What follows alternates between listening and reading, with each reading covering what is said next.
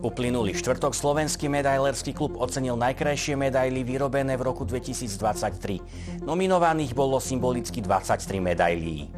Ocenenie medaila roka 2023, najkrajšia slovenská medaila, sa konalo v kongresovej sále Národnej banky Slovenskej republiky. Stretnutie začali prezentáciou nominovaných medailí. Do ankety ocenenia medaila roka sme vyberali dosť dôkladne medaily, lebo bolo z čoho vyberať, ale snažili sme sa urobiť ten výber rozmanitý. A tých medailí sa nakoniec zmestilo 23, tak symbolicky rok 2023. A každý si môže pozrieť, aké naozaj od rôznych veľkostí, rôznych kovov, rôznych farebných vyhotovení sa tam medaily nachádzajú.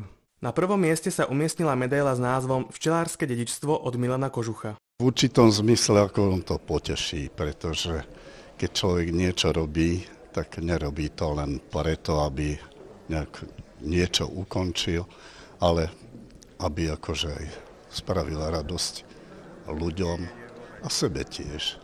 Medzi nominovanými boli aj medaily ako Svätá matka Tereza z Kalkaty, súsošie nepoškvrnenej Panny Márie v Košiciach, morové stĺpy, kameny svedkovia víťazstva nad epidémiami a Ján Chryzostom kardinál Korec, Kristus svetlo sveta. Medaila je proste realizovaná tak, že požiadavka bola proste urobiť portrét Svätej matky Terezy.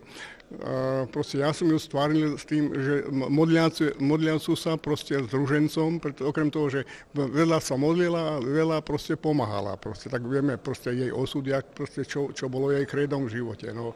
A druhá stránka medaile bol kríž, proste, lebo to je kríž, pomáhať proste svojmu blížnemu. Táto medaila vznikla vlastne na požiadavke jeho synovca, doktora Petra Korca, ktorý túto medailu si žiadal vytvoriť preto, aby mohol ňou oceňovať významné osobnosti, nielen cirkevné, ale aj kultúrne. Myslím si, že v tej medaile, keď sa na ňu lepšie pozriete, tak vidíte tam aj tie útrapy, ktoré za toho svojho života prežil a myslím si, že manžel to stvárnil majstrovsky.